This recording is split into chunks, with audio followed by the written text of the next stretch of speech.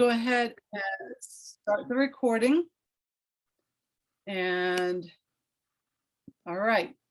Okay, so welcome to the class. My topic is grow the best and help the most. And what kind of, made me think about this is not only what I was just saying, some of the things that Sharon was saying kind of gets you thinking, but then also just the idea of thinking about, when you pick up a bottle of essential oil, and I probably should have grabbed an essential oil bottle. I don't have one sitting right in front of me. But anyway, when you pick up a bottle of essential oil, do you really think about what's on the other side of that bottle? How that oil got into that bottle, right? Who put it there? Where did it come from? How was it grown? What were the conditions? What were the people like that were responsible for getting that bottle of oil to you? And many of these oils that we're going to talk about, not all, but many of them, most of them come from different countries, and not just different countries, but most of them actually come from developing countries, such as the picture that you're seeing here. Many of the oils are harvested in countries where people are greatly impoverished. And so doTERRA understands the relationship that we can have with these countries, that they're ripe with these natural resources that can help us, that's been helping them. And so they're ripe with these natural resources that we can actually, or doTERRA can actually help the most, right? So it's a win-win relationship, right? And so those are the type of partnerships, those are the type of relationships that we want to have, where we're taking as well as we're giving. All right. So doTERRA's mission is to grow the best, right? We all understand doTERRA's oils are by far the most superior, right? I was actually having a conversation with a lady that I've been talking to for quite some time, over a year, about essential oils. And just the other day, for the first time, she came over and she purchased a couple of bottles of oil, and she understood, and she even said it to me, she understands that these oils are the best. She's been doing her research, right? And so we sat and I talked to her about application, about dilution, just about the potency of doTERRA's essential oils. So we understand that we have the best, right? But the beautiful thing is that with doTERRA is that they seek also to help the most, okay? So with whatever they do, they're trying to do their best for both sides of the bottle, all right? So we kind of want to talk just a little bit about what's behind the bottle, right? What is, like I was just saying, what is the region? What is the country? Who are the people, right? I just think it's an absolutely beautiful thing. It would be so nice to actually be able to go to some of these places and talk to the people and actually see, but there are so many videos that you can actually watch of the doTERRA harvesting process, the distilling process, the growing process, all of the different aspects of how these oils get to us, right? So I just think it's just a beautiful, beautiful, beautiful story. So India. And India isn't one that I wanted to focus on, but I did want to very briefly talk about India, because there are people that are living in just very impoverished ways, in ways that we would never really understand, right? But that co-impact that we have, they impact us, and then we can all impact them. So lemongrass comes from these very fragrant, now anybody who's ever diffused lemongrass or even opened a bottle of lemongrass, you understand that it's very fragrant, right? So the doTERRA essential oil, the lemongrass doTERRA essential oil, it comes from very fragrant leaves and fibrous stems. It's called chakran grass, and it's also known as lemongrass, right? It's distilled from fresh lemongrass grown in these places in southern India, on mountainsides of up to 8,000 feet above sea level. They get a lot of rainfall, which actually is what helps that lemongrass just have all those wonderful properties that it does have for us. And what gives it a higher citral content, which makes it very superior. So in other words, what am I saying? Lemongrass grown in India is going to have a much more superior citral content than, let's say, lemongrass grown in, let's say, Iowa or Georgia or Tennessee, right? It's because it's got the proper conditions that it needs. That's why different plants grow in different regions. And we're going to talk a lot about that today. So lemongrass is native to the tropical parts of Asia, where it's been used in cooking. It's been used for a long time, right? Thick, fibrous stems of the lemongrass plant are used as flavoring in soups, in curries, in tea, in seafood, poultry. Just they just cook with it, but you only need a little bit.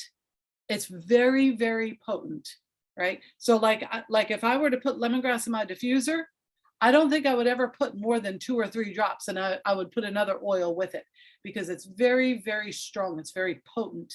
And anybody who's ever used lemongrass will agree with me in that. So like I was saying, we get the lemongrass oil, but it comes from somewhere. And that's the part, that's the thing that we want to talk about, is these oils, they've got a story, right? And that's that story that we want to talk about of behind the bottle. Okay, so let's talk a little bit about New Zealand.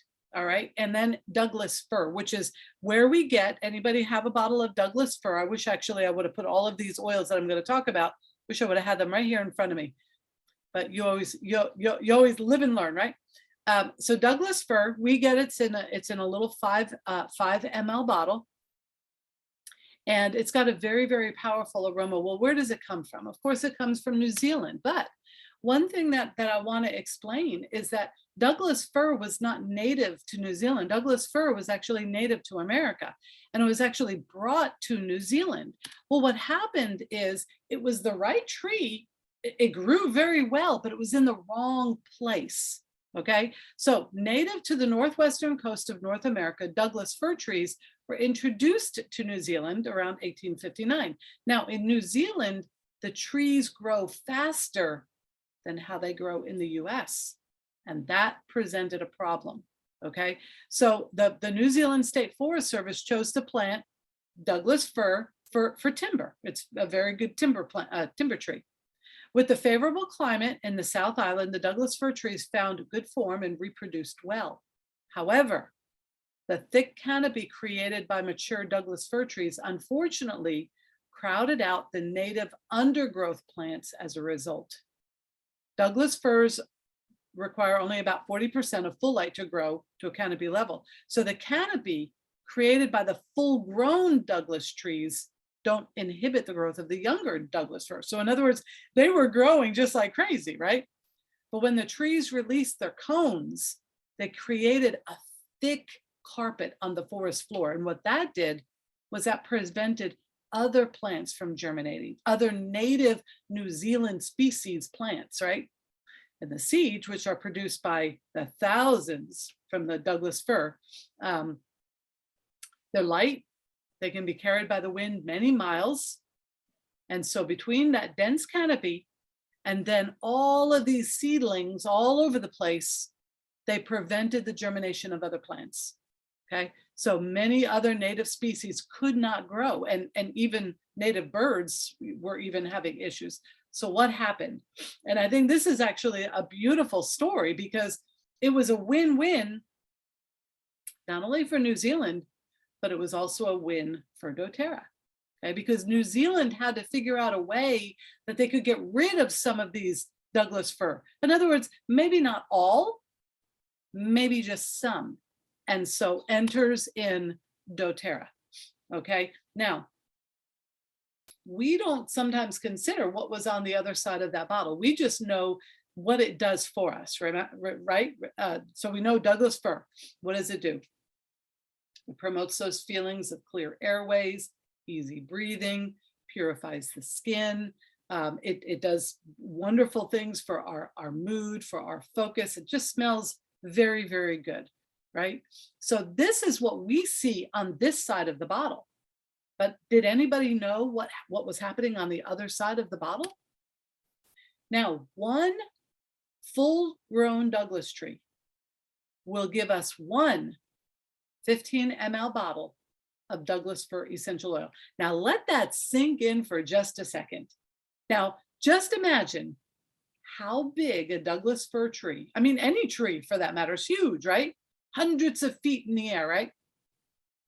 One tree gives us one bottle. So consider that next time you open up a bottle of your Douglas fir, or even any oil for that matter. Because what we're going to find, and I'm going to talk a little bit more about it, what we're going to find is that it does take a lot of material to produce essential oil. That's why I say over and over again, be careful how much you use, because these oils are very, very powerful. They're very concentrated.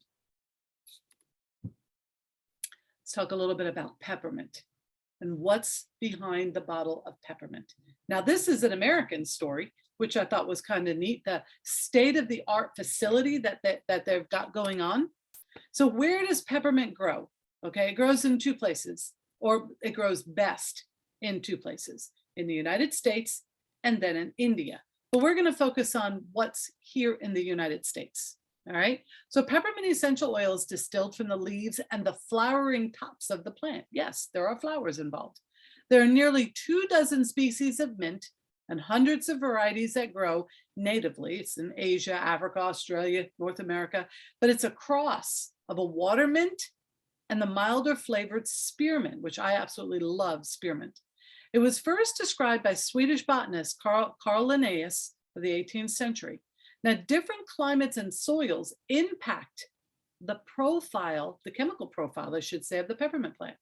The Pacific Northwest is an ideal climate for growing peppermint. So that would be up there where Patty Joe is, right? Perfect climate for growing peppermint because of the high and consistent amounts of rainfall each year. This contributes to a high methyl content, which gives peppermint its minty aroma and flavor. So remember, we want the oils that are grown in their ideal climate, right? So here in the South, sure, can we grow peppermint? Absolutely we can. But is it going to have the same chemical constituency of the peppermint that's grown in the Pacific Northwest? No, it's not. Why? Because the climate is different, right? It's the same reason why oranges are not grown in New York, but apples are, right? It's those same reasonings that certain things grow better in other places. Does that mean that you could not plant an orange tree in New York? Yes, but guess what? It's probably either one, going to die, or two, it's not going to give you any fruit, right? Oranges like sunny areas of California and of Florida. They love the sun, okay? Apples, they like the cold evenings, right? That's why they grow in the Pacific Northwest and in New York and in other places. So anyway, but let's get back to peppermint. So some of the northern states in India also have climates that are similarly suited for optimal mint cultivation. By sourcing some of our peppermint in India, we're able to support smallholder farmers there. And again, that is that co-impact sourcing. Okay, we can impact other places in a positive way.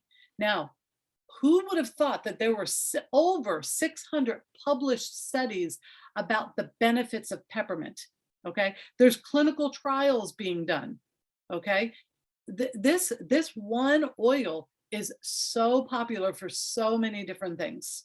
Okay, I happen to absolutely love it. I keep a bottle of peppermint in my shower, and I put a couple drops in my shampoo. I use that doTERRA, that new doTERRA shampoo, and I just love the way that peppermint feels on my scalp. It just it gives an invigorating, tingling. It feels so good. I absolutely love it. All right, let's talk a little bit about Madagascar vanilla and what is behind the bottle. Now, this is probably one of the most intriguing stories to me. is just how Madagascar, I mean, this is not an easy thing to grow. Okay, it's very time consuming. It's labor intensive. Let's talk just a little bit about what's behind the bottle of our Madagascar vanilla that we absolutely love the smell. I could literally carry a bottle of this vanilla all day long and just keep it under my nose and smell it. Now, doTERRA Madagascar Vanilla Absolute. It's sourced from beans from Madagascar.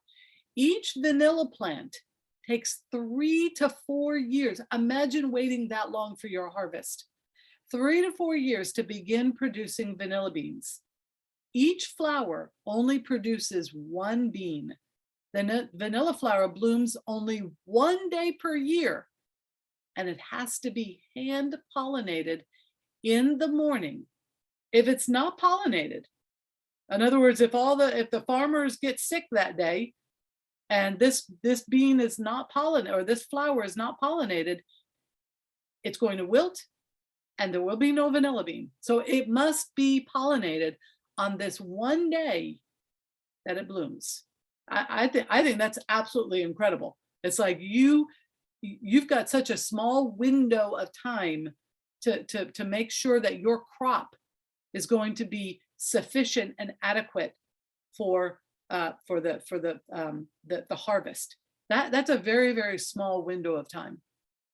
So the beans are harvested by hand from the vine when they are still green. Then they go through a time-consuming and labor-intensive process to allow them to fully develop their aroma and flavor. The first extraction for the essential oil is done by CO2, and that's known as a supercritical fluid extraction. The beans are grown into small pieces, or ground, into small pieces. Then they're placed in a pressurized vessel where components are extracted by injecting pressurized CO2. And the CO1 extra is then washed with a natural alcohol to remove the waxes and some non-volatile components to create this absolute. We combine this absolute with the FCO, and the result is Madagascar vanilla. Absolutely beautifully smelling. If you have not gotten the doTERRA vanilla yet, you're missing out. It is an absolutely beautiful smelling oil. Now, thousands of people, most of whom are women, are employed to cultivate and care for the vanilla plants. The vanilla plant farms are a major economic contributor to rural communities in Madagascar. Now, Madagascar, as well as Haiti, it's well known to be the poorest place on the earth. They live in poverty. Well, doTERRA is helping to lift them out of that poverty by all the wonderful co-impact source initiatives that they are doing. It's an absolutely a beautiful story, and I don't have the time to go into it. But there's similar co-impact sources or stories in Bulgaria and in Brazil. As a matter of fact, I was just talking to my daughter-in-law who's from Brazil, and she was telling me a lot of stories about the Amazon and where these copaiba trees, I mean, they use copaiba in Brazil like you would not believe. And so we were talking about, how doTERRA sources the copaiba, and how, I mean, they've got just so much. Brazil has got so many natural resources, it's not funny. One of them being copaiba. Now, I've got a good friend who takes copaiba on a regular basis for pain, and she says it works. She will not stop taking it. Every single month she orders it. She doesn't want to have her own account, but she wants to continue ordering this copaiba because she says it's the only thing that she can find that really helps her pain. Frankincense, she said, also helps. But copaiba is a little bit cheaper than frankincense. Also, frankincense, they've got a wonderful co-impact sourcing story. Sharon could probably talk a little bit about the hospital. I know she's got a lot of information on that. Maybe Sharon could share a little bit about that hospital that's in our frankincense territory. So we are impacting them as they are impacting us. Not only are we putting many people to work, we're getting this beautiful oil that we can enjoy. Frankincense is one of my favorite oils to diffuse. Matter of fact, at night, it's usually, I would say 8 out of 10 of the nights, frankincense is in my diffuser. And I usually pair it with neroli because it just smells, the combination of neroli, it's got a very strong citrusy smell, with frankincense, which got a very earthy, woodsy. They just, I mean, they go so well together. They just smell wonderful. I put more frankincense though than I put neroli, because I don't want to be invigorated as much as I just want to be relaxed to be able to go to sleep. So it's usually about maybe 4 to 5 drops of frankincense and 2 or maybe 3 of neroli. And then of course there's vetiver, which vetiver is actually a root, which is what you're seeing that man is holding. It's a big process to get that vetiver out, but literally vetiver to them in Haiti was a weed. They would kick it around, and now they're being paid for it. Now they're learning good harvesting practices. They're able to learn how to distill and get this oil from it, which is a very thick oil, but it's very, very good. Anybody who's got any problems sleeping, vetiver is your oil to try. If you suffer from insomnia, rub a little bit of vetiver on the soles of your feet, on your neck, put a drop on your pillow, put a little bit in your diffuser, try it and see. You might very well find the solution to your sleep issues. And then of course there's Melissa, which is in Bulgaria, which is where the esoteric, it actually got its name. Melissa is just absolutely beautiful. It's a pretty expensive oil, and it's a derivative of that lemon balm. So it's got a very lemony type smell to it. Anyway, this is again Haiti and the vetiver co-impact sourcing. It's just an absolutely, just a wonderful, if you Google doTERRA vetiver and co-impact sourcing, you're gonna see some beautiful, beautiful stories of what doTERRA does. Now, our co-impact sourcing approach, it empowers the small scale farmers, right? Sometimes those commercial processing plants and the commercial farming, they're not the best, right? Because they've got large scale profits and large scale, everything is on a larger scale, right? And when things are on a larger scale, oftentimes they're just not done as well. The small scale farmers, right?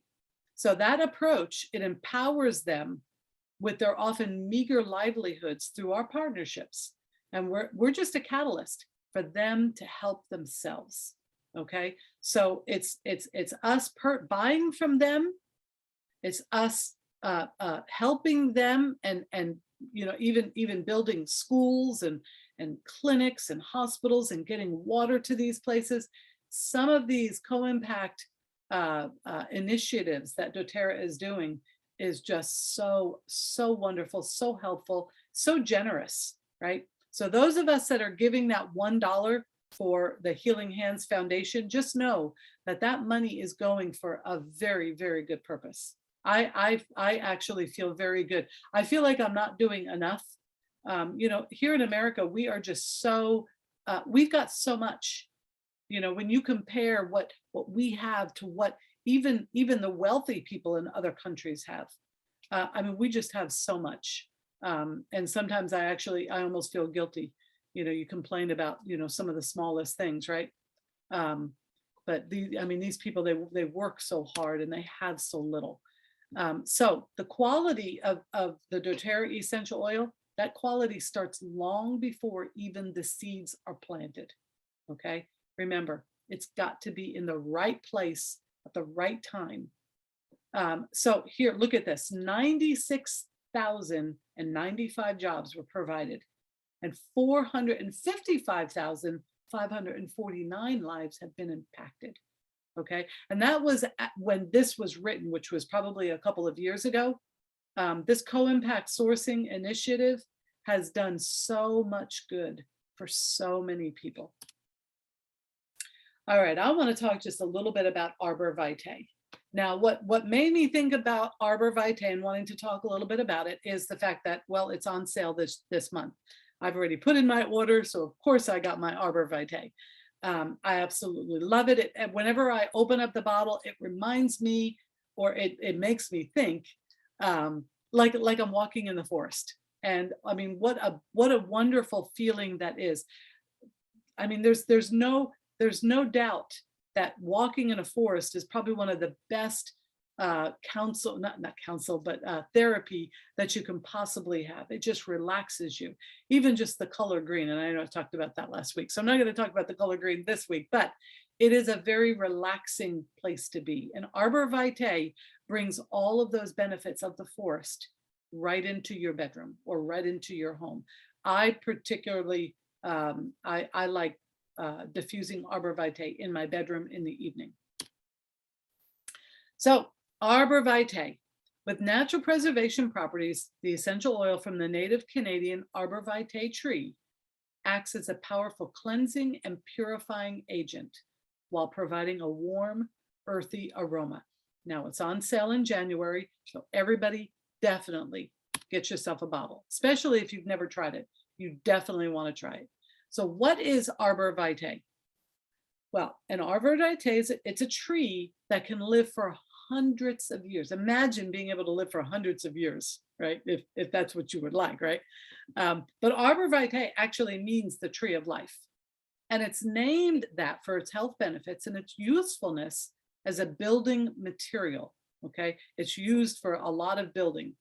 The Arborvitae, or it's also called the Western red cedar, is native to North America and is related to the giant redwood trees that flourish in the Pacific Northwest. Arborvitae essential oil is steam distilled from the aromatic wood of these evergreen trees. doTERRA Arborvitae essential oil is sourced from Canada.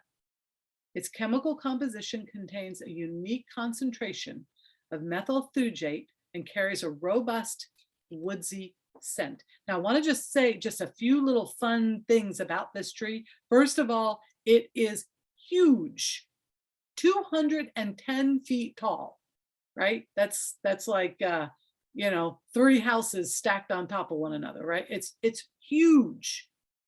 Sourced from Canada, although it does grow in the United States, but comes from the Western red cedar, okay? And it's so highly resistant to decay and to insect damage that it can remain sound for over 100 years, even after it falls. Now, that's pretty incredible. I mean, because we know if you've ever hiked in the woods, I know I've done, you know, so much hiking before. If you've ever hiked in the woods, you see down trees all over the place, right? And what do you see? You see a lot of animals burrowing into those down trees, insects, right? As well as other, well, this essential oil that's found in this Western red cedar or the Arborvitae tree is so powerful that even when it falls, it still resists that damage from insects as well as decay. That's pretty impressive, actually. Now, one thing that I thought was just so neat about doTERRA is that doTERRA doesn't go in and just start cutting down all these trees as they do in New Zealand, which is actually a beneficial thing for the country of New Zealand. But in Canada, it wouldn't be beneficial for doTERRA to just come in and say, hey, we want to chop down, you know, 100,000 of your trees every single year. No, doTERRA uses the byproducts of the lumber industry, literally the things that were just laying there that would have gone to waste or been burned one way or the other. It's a byproduct. And so doTERRA comes in and says, hey, you know, we'll buy this up from you. So it's a waste-free and sustainable sourcing option of obtaining this essential oil. I just think it's just so neat, you know, that doTERRA is it's a benefit, it's a co-impact, right? Exactly what we're talking about. Impacting them, we're taking their waste, but we're also paying for it, right? So that's, hey, that's a definite benefit for them, but then it's a benefit for us because we get this awesome essential oil, which this essential oil too, if you look in some of the blends, you're going to find Arborvitae in a lot of blends. Now, what is it used for? Due to its high concentration of tropanones, a group of chemical compounds, Arborvitae protects against environmental and seasonal threats. You can diffuse Arborvitae to purify the air. When applied topically, it promotes clear, healthy-looking skin, and it can reduce the appearance of blemishes because it is cleansing, right? Blemishes come from bacteria. It's cleansing. Additionally, Arborvitae Essential Oil provides emotional benefits. That's what I love about it, is the way that it makes me feel. It's simultaneously stimulating, but it's also grounding. Now that's pretty interesting. How can I do two things at one time? It can help bring a sense of invigorated composure and awareness, and that makes it an appealing option for diffusing during meditation. And I know I'm not getting all into the spiritual kind of stuff, but it's just very, very good for diffusing. All righty, now Japanese peppermint. Why do I want to talk about Japanese peppermint? Well, because Japanese peppermint is free this month. And I've got a bottle coming right now. Japanese peppermint. Who would have thought that there was a peppermint that was called Japanese peppermint? Well, try it out. Place a 125 PV order by January 15th, and you get a free bottle. Now, what is it good for? It can be used in the same ways that peppermint essential oil is also used for. You use it aromatically, you use it topically, like I was talking about using mine, when I'm washing my hair. You can also use it internally. Very, very good for digestive health. Now, because of its high methyl content, Japanese peppermint is especially cooling when applied topically, which creates a comforting and soothing effect. Okay. Now, if you've got sensitive skin, dilute a little bit with a carrier oil, fractionated coconut oil, or jojoba oil, or something like that. Now, pure Japanese peppermint can be taken internally. In addition to the delicious flavor, it can promote a sense of clear airways when ingested. When diffused, it creates a fresh, stimulating environment. And I cannot wait to try this for myself. Here are a few diffuser recipes. I like that good morning. And you can also use it when you've got, tummy troubles. You can make a tea out of it. I know I used to give it to, some of the Christians, like this was back in the days where we were going out, doing our work. And it was very hot, especially here in the South. And I would give everybody a drop on their hand and they would rub it on the back of their neck. It really does help. Let me tell you, it really does cool you off. All right, I wanted to talk just a little bit about some respiratory syrups. I stole a couple of these recipes offline. I thought this one was particularly interesting. A respiratory syrup. Okay, so you mix honey, peppermint, lavender, frankincense, clove, wild orange, and cinnamon, and you take 1 teaspoon every 3 hours. So if you've got a cough, if you have a sore throat, this might be something that you want to try. And I would definitely like to try this. I never even knew that there was such a thing, that you can mix these oils. I didn't even think to mix them with honey. I don't know what I'm thinking, but anyway, I'm definitely going to try this one. And take screenshots too. You guys want me to back up on that one? Take a screenshot really quick so you've got the recipe. You can use your phone or just do a screenshot on your computer. All right, what about a sore throat? Again, stop a sore throat almost instantly. Now, when you have a sore throat, you are looking for fast relief.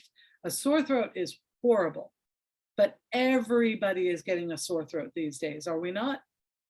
Right? This Omicron is just, basically we're, either you have a cold or you got Omicron, right? So here you go. Gargle 2 drops of On Guard with warm water for as long as you can stand.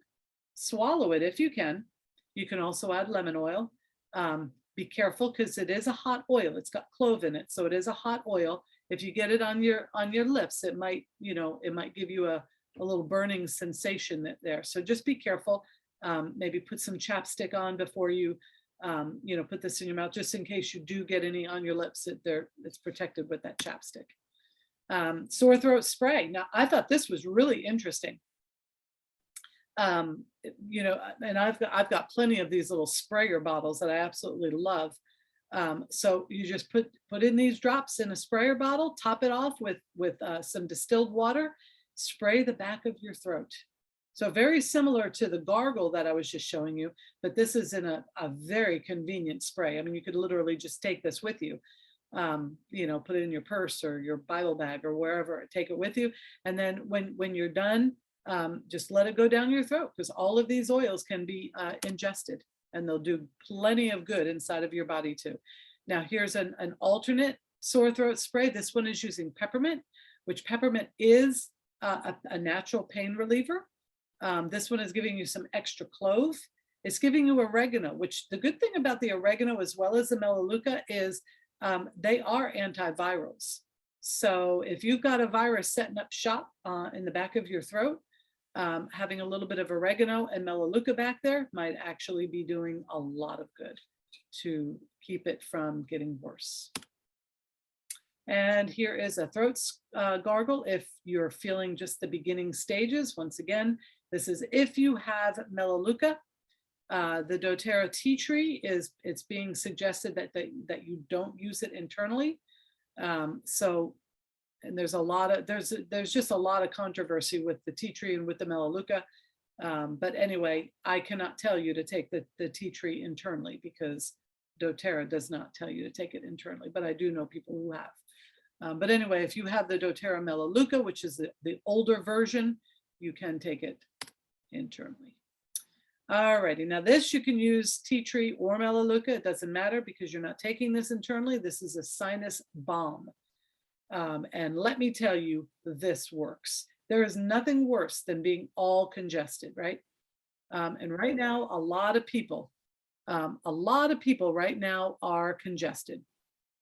So this is a very good way to bring you some very quick relief. Okay, so you can take yourself a snapshot. You just want to make sure that that water is very hot, because you need those vapors coming up. And one thing, and I learned this the hard way, is you must close your eyes. Don't put your head over the steaming hot water with your eyes open. You will very quickly understand why. Alrighty, now this has been something, matter of fact, this is something that I have right next to me, because I've been using these a lot, and boy, do they work. Just unbelievably do they work. Keeping one in your mouth, just it helps to lubricate your throat. It helps to keep it moist. And one thing that I will say is, if you want to keep yourself from getting sick, the best thing to do is to keep those mucus passages moist. Okay, viruses and bacteria don't do well in moist environments. Okay, which is actually one of the reasons why in the South we don't have as much of a problem as those up in the North. And I was talking to my daughter, and you know, her son stays sick. You know, they live up there in Minnesota. Well, everything is dry up there, right? Even inside the homes, there's a lot of heat, a lot of forced heat going. What does that do? It dries out the air, right? So one thing is you want to keep some type of, whether it's a diffuser, a humidifier, or both, which I would do both. You want to moisten that air as much as possible, but then you also want to moisten your mucous membranes. And these little throat drops are one way to do that. They keep things nice and moist, which is not good for flu or for viruses and for bacteria. They don't like the moist because they literally get trapped. When we're dried out, that would be our nose, and that would also be our throat. When we are dried out, we are more prone to getting viral and bacterial infections. So just remember that. Another thing that I do when things get very dry is I make sure that I spray a saline in my nose to keep things moist up there as well. So just, you know, just a little tip there. Now these little guys, oh my goodness. Everybody needs to have these, okay?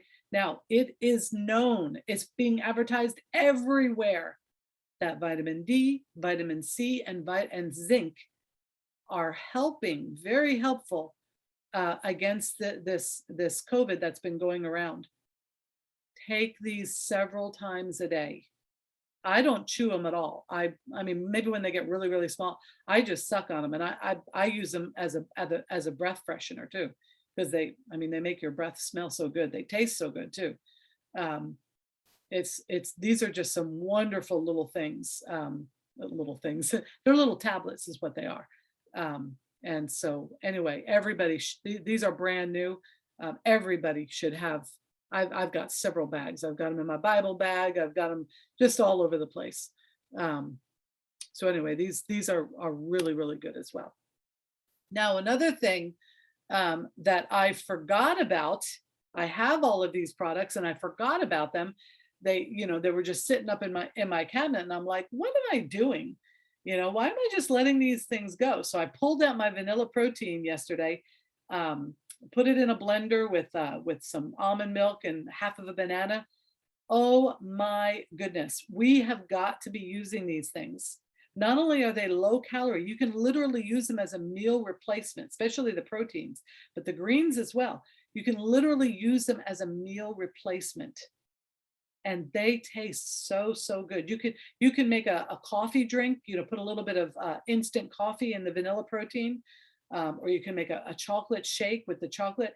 Just excellent, excellent things. And what they give you are so many good vitamins, minerals, and the proteins and everything for our bodies.